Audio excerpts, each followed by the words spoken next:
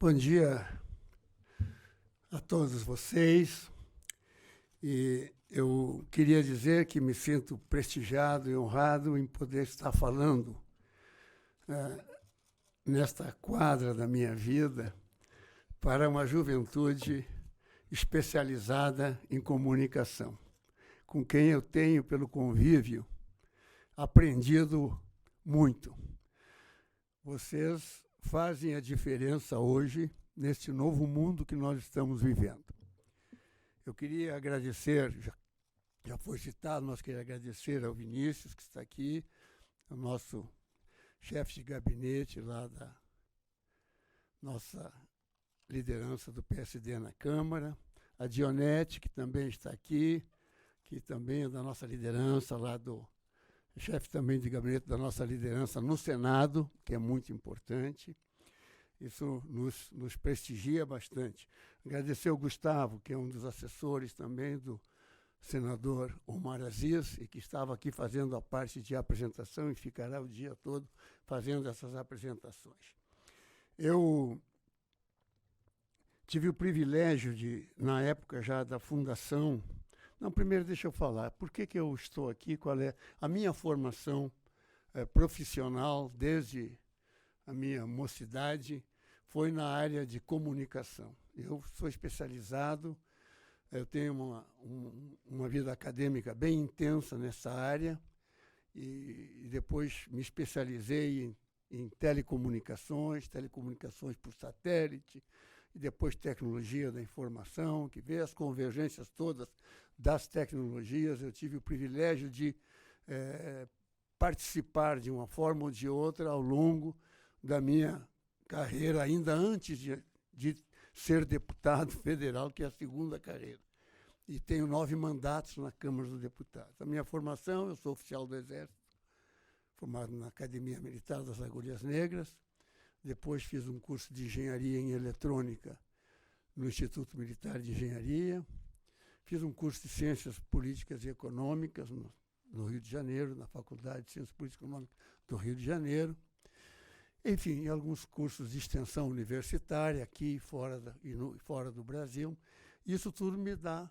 Mas o mais importante de tudo, e que eu quero deixar para vocês, é que eu nunca deixei de ler e acompanhar o que estava acontecendo nessa vida. Sabe que a vida parlamentar, ela nos desliga da vida profissional, nos desliga completamente. Mas eu nunca permiti que isso acontecesse, de maneiras que a gente está sempre acompanhando. E hoje não, quer dizer, quando fundamos o PSD, o líder do partido pediu, dada a minha formação, meu perfil, que eu começasse a organizar, ou ajudasse a organizar, na época era a Dani, que era a chefe da nossa assessoria, a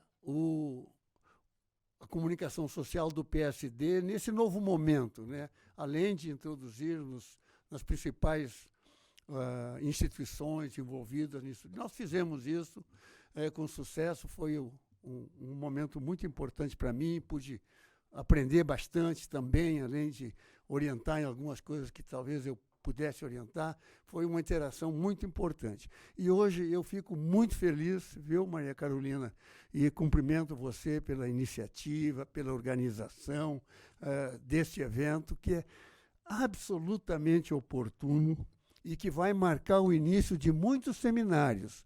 E queria cumprimentar também pela escolha das pessoas que estarão aqui. Eu vi o currículo, a sinopse dos currículos, são altamente especializados, então vão trazer informações técnicas e científicas que vai fundamentar ainda mais a profissão de cada um de vocês. E essa é um momento diferente que nós estamos vivendo. E eu sou grato porque estou aqui com vocês. O que eu vou falar para vocês? Eu vou fazer pequenos tópicos que vocês já sabem muito mais do que eu. Primeiro, nós tivemos essa convergência das tecnologias na área da comunicação e da tecnologia da informação. Hoje tudo praticamente é comunicação. E por que a comunicação é importante?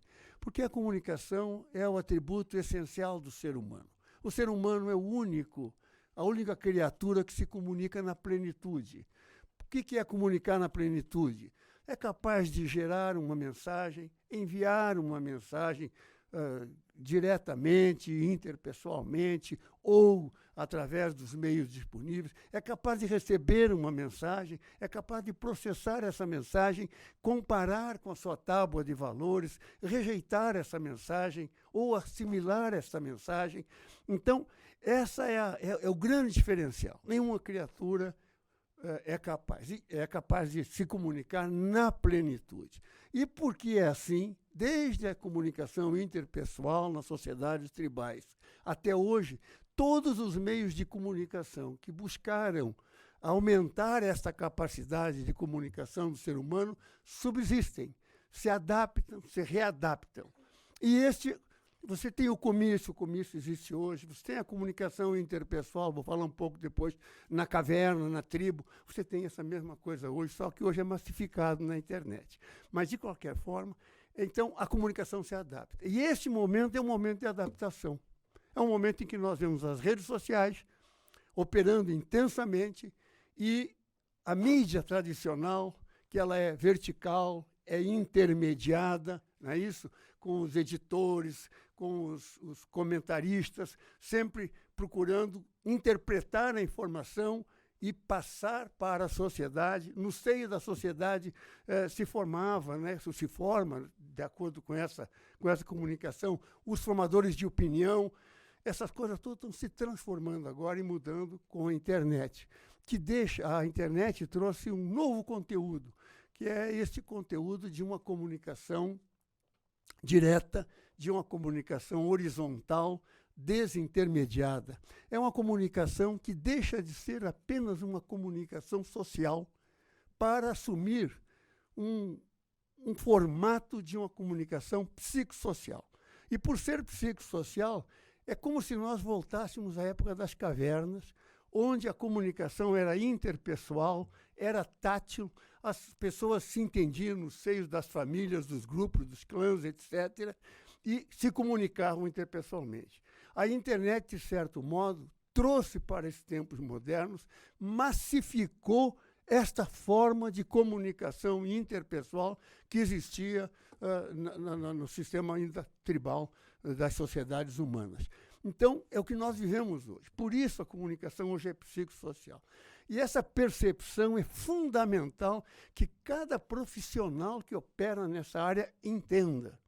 Entenda que não é mais aquela comunicação intermediada, é a comunicação horizontal, desintermediada, é totalmente informal. E eu vou falar, então, sobre o assunto aqui da minha campanha, que foi uma surpresa para todos, né? Eu fico, às vezes, pensando que, por exemplo, aqui na Câmara, vocês são assessores de parlamentares, assessores de comunicação social, onde o nosso foco é o político, o nosso foco é a imagem do político, é a capacidade de mostrar à sociedade o que esse político está fazendo. Tudo isso é muito importante, mas tudo converge para um ponto, é a campanha eleitoral. Tudo isso é feito, mas vai convergir para preparar este político para a campanha eleitoral. Antigamente a gente falava, cada eleição é diferente, é verdade. Cada eleição é diferente da outra. Sempre foi assim. Eu fiz 9 eleições consecutivas para deputado federal e esta campanha e esta eleição para o Senado. Todas foram diferentes. Porém, ultimamente, e a partir de agora, as eleições serão cada vez mais diferentes, porque o ciclo tecnológico da comunicação alteram rapidamente os contextos das campanhas, o contexto político. O contexto hoje é dentro de 2 meses é outro completamente diferente. A eleição que nós tivemos agora, na qual eu me elegi, com certeza não vai se repetir. O contexto, o ambiente que existia há um ano atrás, na eleição que passou. Não vai se repetir, vai ser diferente. Agora, temos que ter a capacidade de interpretar esses contextos. A análise contextual é fundamental. Então, essa é a situação que nós estamos vivendo. Agora, nós temos que convencer os nossos políticos, que estão acostumados, como eu, como todo mundo, a fazer campanha pelos métodos tradicionais, gastando fortunas, gastando milhões. E agora você faz uma campanha barata, onde você precisa apenas conhecer as técnicas de comunicação e os instrumentos que você tem usado. A minha campanha talvez seja um case, porque eu realmente usei de todas as técnicas para fazer uma campanha digital. Esta campanha digital, eu interpretei primeiro. Qual era o discurso? O meu discurso é um só há 36 anos. É um discurso só, eu sou conservador, o meu discurso é defesa da vida, defesa da família, mas você tem um outro político que tem outros discursos. Então, o político tem que ter um discurso e tem que ser coerente no seu discurso. Não quer dizer que ele não possa mudar ao longo do exercício dos seus mandatos, porque mudar também é uma característica e é uma virtude do ser humano, né? Quer dizer, não muda de ideia, aliás, ontem até foi muito falado isso no Senado, não muda de ideia quem não tem ideia, mas pode mudar. Agora, tem que ter coerência em tudo. Então, primeiro, essa questão da coerência, você tem que colocar isso para ajustar o teu discurso, tem que ser coerente com você, com o seu perfil.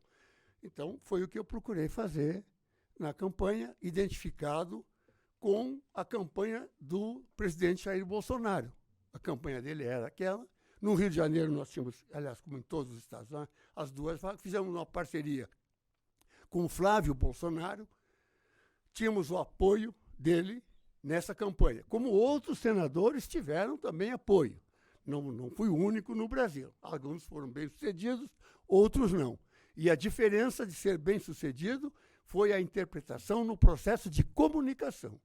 Quem usou rede social, que dava certo para o presidente, quem usou essa rede social, ele se deu bem e se elegeu. Quem, com o apoio dele mesmo, não usou as redes sociais, fez a política tradicional, de campanhas tradicionais, de mobilizar a população com cabos eleitorais, com grandes centros de produção para produzir e modificar até a personalidade do candidato, esses não conseguiram se eleger. E vocês fizerem uma análise, vocês vão exatamente interpretar isso. Quem usou rede social com um discurso, eu estou usando o Jair Bolsonaro porque ele foi vitorioso, mas tem o outro lado também. Quem usou bem o discurso do concorrente, também. E se usou rede social, também se deu bem, porque identificou, né? Identificou com o discurso dele. Então, essa primeira questão é o discurso. Que discurso que nós vamos fazer? Eu procurei interpretar isso. Depois, como é que a gente formata esse discurso na rede social? A rede social não admite produção, não admite a fantasia da produção, não admite aquela maquiagem que a gente faz. A rede social, eu montei no meu gabinete, uma bandeira do Brasil, e as filmagens eram feitas com smartphone, para colocar na rede. É compatível com a rede. O smartphone é a linguagem de quem está na ponta. São pessoas comuns, normais, que estão lá, conectadas. Então, foi o que foi feito, fiz dessa forma. Usei neurolinguística para arrumar essa mensagem, porque, claro, hoje nós estamos falando aqui de uso das redes sociais, mas organicamente. Você não precisa pagar para usar a rede social. Você usa organicamente. Todos nós podemos ter acesso ao WhatsApp, ao Face, Instagram, enfim, o que seja. Nós usamos normalmente. Agora, quando chegar na campanha, aí, claro, você tem que impulsionar. O impulsionamento tem uma característica. Ele é feito com robô. Mas digamos, as redes têm instrumentos de medição. Por exemplo, o Facebook, ele recorta o público geograficamente. Ele recorta o público de acordo com o perfil. tudo medido, né? Tem métrica para isso tudo. Então, o que você faz? Você pega o seu discurso e não vai mandar o seu discurso para um público que não aceita o seu discurso, não vai nem ouvir, vai deletar a mensagem. Então, você tem que escolher o seu público. Como é que eu fiz aqui na minha campanha, que está aqui nesse livro? Eu escolhi 3 públicos principais. O público evangélico, porque eu sou batista, então eu sei a linguagem, convivo e sempre me elegi, então, nessa área. Escolhi o público católico, que também é conservador, público conservador, e o público de direita. O que você faz? Você pega a minha mensagem. A mensagem, quando você tem o mesmo conteúdo, você pode formatar de maneira diferente. Quando você manda para evangélico, quando manda para católico e quando manda para o público de direita. São pequenos detalhes. E com a técnica de neurolinguística, que é para você mandar a mensagem de forma que não seja desagradável, que ela entre e a pessoa resolva não deletar. Porque são muitas, milhares, miríades de informações que nós recebemos. Então você briga ali para que a sua mensagem seja vista, seja entendida. Então, claro, tem as técnicas de formatação da mensagem. Isso é científico, você faz isso assim. Então, basicamente, isso aí. A campanha foi feita, as pessoas perguntam, mas qual foi a empresa? Alguém me perguntou, qual foi a sua empresa para fazer? A Dione me perguntou. Eu não usei empresa. A empresa, se teve empresa, fui eu. Paulo César está aqui, e vai ficar o dia todo aqui. Paulinho, levanta aí. Ó. O Fábio. Eles 2 coordenaram a campanha e formataram isso tudo para mim. Eu só fui o artista dando as orientações, nós discutimos o tempo todo. Certo? E eles vão ficar o dia todo hoje aqui conversando com vocês, porque aqui não vou dar os detalhes. Eles foram os operadores, digamos, da campanha. Tá? Então, essa foi a campanha. Eu alcancei, no Rio de Janeiro, nesses 3 públicos, 7 milhões de pessoas. Dessas 7 milhões de pessoas, nessas 7 milhões de pessoas, eu tive 77 milhões de registros. Quer dizer, cada uma dessas pessoas recebeu, pelo menos, 10 vezes uma mensagem do Harold. Se abriu uma, já entendeu a mensagem. Então, essas são as técnicas que nós temos que usar. Então, como é que eu fiz a campanha? Só para vocês entenderem, eu vou falar da campanha, mas a linguagem aqui não é só campanha. Aliás, pelo contrário, é o dia a dia do parlamentar. É o dia a dia do nosso partido. O nosso partido é um partido estruturado. O PSD é um partido estruturado no Brasil inteiro. É o partido mais estruturado e mais sólido hoje no Brasil. Embora não seja o maior partido, mas é um partido grande que tem essa solidez, porque tem uma organização que começou na comunicação social. Então, comunica certo. No Senado ainda não comunica certo. Nós vamos fazer um esforço agora para fazermos no Senado também essa comunicação, uma vez que no Senado nós temos hoje 9 senadores, com perspectiva de termos mais senadores. Somos o 2º maior bancada no Senado. Temos que ter uma comunicação que mostre isso e que mostre o perfil e o trabalho de cada um. Então, esse é o trabalho permanente, até chegar, então, na campanha. Então, eu queria dizer a vocês que eu fiz a seguinte estratégia na minha campanha. Primeiro, aquilo que eu já falei, eu vou pegar o índice aqui para não alterar. Primeiro, eu fiz o quê? Uma análise contextual, né? O contexto é fundamental. Tem que ver o contexto da comunicação, e a comunicação era comunicação horizontal. Já se percebia que 70% da formação da opinião pública era na rede social. Estava dando certo para o candidato a presidente Jair Bolsonaro. Teria que dar certo para qualquer outro candidato que adotasse corretamente o mesmo método. No Rio de Janeiro, Bolsonaro já tinha 40% de intenções de voto. Então, estava dando certo, tinha que colar justamente nesse mesmo sistema. Começou, eu tinha meia hora, ainda tenho 10 minutos, tá? Eu não vou atrasar não, tá? Aí o que ocorre? Então, dava certo, vamos usar a rede social intensamente. Fiz uma análise do contexto tecnológico, tive o privilégio aqui na Câmara, pela minha própria formação, de sempre participar na Comissão de Ciência e Tecnologia, e todos os pontos de inflexão tecnológicos sempre eu participei. Eu participei até intensamente. No marco regulatório da internet, participa. Lá atrás, privatização das telecomunicações, eu era o relator, enfim. Então, a gente mantém, mantém atualizado o conhecimento. E o marco regulatório da internet foi uma grande virada, porque eu pude estudar, conviver com pessoas do Brasil e do exterior, entender a cabeça o que estava acontecendo, para sempre estar olhando na frente. E isso me deu esta possibilidade. Então, eu fiz essa análise dessa convergência rapidamente no livro, né? O contexto político muito simples, estava nos jornais, né? Bastava ler quem estava preso, quem não estava preso, Lava Jato, você sabia qual era o contexto político. Então, o contexto político aqui. Agora, teve aí, então, a questão do fenômeno Bolsonaro, que foi um fenômeno. Por que foi um fenômeno?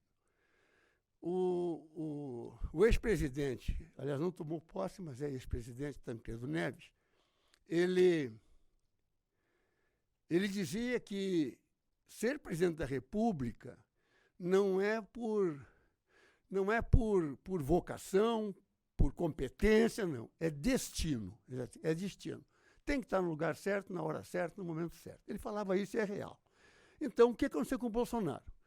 O Bolsonaro tinha um discurso que se identificava cada vez mais com a indignação da população. E ele foi, que é o discurso dele, sempre foi. Ele sempre foi aquilo. Sempre foi Tramontina, você sabe isso. Corte rápido e aquela linguagem popular, igual a mim, igual a qualquer um de nós. Não aquela linguagem rebuscada, impostada e tal. Não, não. Ele é ele, continua sendo, até que agora eu devia dar uma mudadinha. Né? Mas, porque não, às vezes não pode ser, né? Exatamente tão sincero. Né? Mas essa é uma realidade. Mas então, esse fenômeno foi isso. O discurso dele coincidiu com a indignação. E ele interpretou e foi o ponto de convergência e o catalisador dessa indignação. Aí depois nós vimos o que aconteceu, alguns episódios que ocorreram, aquele atentado foi uma questão também que demonstrou toda a ira do outro lado, né? E isso fez com que ele ainda tivesse um suporte de fazer campanha sem ir para a rua, que ele vivia na rua, aí fez campanha sem ir para a rua, do hospital. Mas é o contexto, né? Esses são o contexto. Então, esse foi o fenômeno que deu certo na rede social e mostrou esta mudança para as próximas eleições, do ponto de vista de comunicação. O contexto sempre muda, mas a comunicação é essa aí. Aí, em cima disso, eu fiz uma estratégia de campanha que foi essa que eu já descrevi, né? De escolher a mensagem, de não usar produção, não usar marqueteiro, os marqueteiros éramos nós mesmos, e fazer essa produção.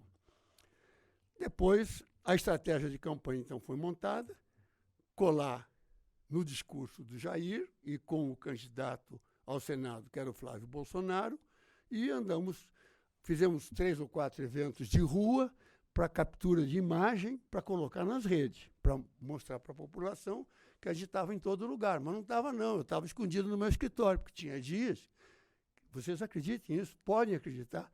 Qual é o maior problema de um candidato? É a agenda. Você tem 8, 10 agendas boas, importantes, na mesma hora. E eu ficava dentro do escritório escondido, porque eu não queria descer à rua e encontrar um eleitor e dizer, pô, tu está brincando comigo. Você é candidato ao Senado e você não está fazendo campanha? E eu estava fazendo campanha com a minha mensagenzinha lá, gravando com o smartphone e jogando na rede, impulsionado. Usamos muito Facebook para isso. Enfim, e no fim eu faço aqui um índice, quer dizer, apresento aqui um índice com os meios eletrônicos de comunicação de massa, que analisa mais ou menos a evolução da comunicação social. Depois tem alguma coisa que é o APNCB, que é justamente o meu pensamento ideológico, tragédia iminente. Enfim, então, essa foi a campanha. Gastei R$404 mil, se vocês têm ideia de que... E outros 400, porque na última semana, como são muitos votos, tem que fazer a colinha. Então, na última semana, nós colocamos muito material na rua para o eleitor, que já estava decidido a votar, não cometer equívoco e não deixar de votar em todos aqueles candidatos. Então, a colinha foi o único material, digamos assim, impresso, analógico, que nós usamos. O resto foi tudo digital. Basicamente, a minha conversa era essa, nesse momento. Eu queria cumprimentar mais uma vez a iniciativa, Maria Carolina, desse encontro. Eu quero pedir depois a vocês que me ajudem também, junto aos senadores, principalmente. Os deputados já são mais, porque a comunicação social na Câmara é muito forte, a comunicação social do partido é muito forte. Então, os deputados lá já estão mais sensibilizados. Normalmente são bem mais jovens também, têm mais facilidade de entender essas coisas, essas mudanças. Mas já no Senado eu peço, o pessoal do Senado, me ajudem aí, que a turma ainda está muito... Tem uma turma ali muito analógica, e acabou. Nós temos que fazer campanha assim. É claro que tem diferença, tem que fazer análises, né? Se você, por exemplo, pega o mapa eleitoral, você vai ver que nas cidades pequenas, Nordeste, por exemplo, ainda vale as campanhas tradicionais. Por quê? Porque não estão conectados. Mas isso é uma questão que eu acho que nesses 3 anos que vão para a próxima eleição geral, vai mudar muito com os projetos aí de internet para todos, etc. Cada vez vai aumentar mais a conectividade da população. Então, isso é assim mesmo. Agora tem uma eleição de prefeito e vereador. Nessa eleição, evidentemente, nas cidades grandes vale o que nós estamos falando aqui. Nas cidades do interior e pequenas, ainda a campanha ela vai, na medida que vai descendo, a comunicação vai se tornando mais interpessoal. Tem cidadezinhas pequenas, né, que, evidentemente, o candidato a prefeito, a vereador, ele conversa com seus eleitores todo dia. É um outro tipo de mecanismo. Mas nunca deixa de ser necessário um complemento aqui. Porque mesmo no interior, na interpessoal, você tem o recurso do WhatsApp, que é o telefone de cada um, porque todo mundo usa. Então, você tem um veículo de estar sempre mandando mensagem, independente de encontrar com ele no botequim, no cinema, onde for, e até ir na casa daquele leitor, você tem o telefone. Então, o uso da rede, nos seus formatos, ela vai também ser muito importante nessa eleição, com essas cautelas todas e fazer uma análise, né, para ver onde que poderá ser mais efetivo. Agora, a outra eleição, eu acredito que nós vamos fazer em cima de rede social. Mudou, o mundo mudou. Uma questão para vocês terem uma ideia, o que está acontecendo hoje com esse negócio de internet? Para encerrar, mas é importante que se diga isso. A legislação, o processo normativo é muito lento. As demandas são muito aceleradas. Todo dia tem novas demandas para regulamentação. A comunicação horizontal, psicossocial e desintermediada, ela afeta o comportamento das pessoas e o comportamento social nas relações sociais. Quando mexe nas relações sociais, é preciso regular e interpretar direitos e obrigações. Direitos e obrigações. Nós temos que estabelecer essas regras. E essas regras são estabelecidas por normas, etc., e até por leis, e até na Constituição. Acontece que esse processo legislativo e regulatório é lento. Então, você acaba criando a necessidade de regras de convivência e ausência legal. Você cria um espaço de vacância legal. Ora, o espaço de vacância legal é o espaço da anarquia. E é nesse mundo que nós estamos vivendo, o espaço cada vez mais anárquico. Nós temos um eixo da lei e da ordem, que é o que nós vivemos, e temos um eixo da confusão, da anarquia, que é da clandestinidade, que é esse outro confuso que cresce a cada dia. As pessoas que não têm a percepção que nós temos dessas coisas, acabam entrando em parafuso, perdem a identidade. Vocês vejam, psicologicamente analisar isso é muito importante para aqueles que têm formação nessa área. Perdem a identidade. Ora, quando você perde e começa a buscar a identidade, você começa a entrar em parafuso. Aí você acaba mesmo num consultório psiquiátrico, que é o que acontece hoje, com pânico, depressão e tantos outros problemas, né, e doenças, né, e manifestações, distúrbios, digamos assim, né, psicológicos. Então, esse é o mundo que nós estamos vivendo, que nós temos que entender também nesse processo de comunicar e de interpretar o público para o qual estamos enviando a nossa mensagem. Passei 2 minutos, peço desculpas. O Paulinho e o Fábio e mais o nosso assessor Tais ficará aí o dia todo participando e conversando com vocês, poderá falar sobre os detalhes de como foi feito. Com certeza tem muito ensinamento. Muito obrigado, que Deus abençoe vocês. Parabéns mais uma vez, Maria Carolina. Obrigado.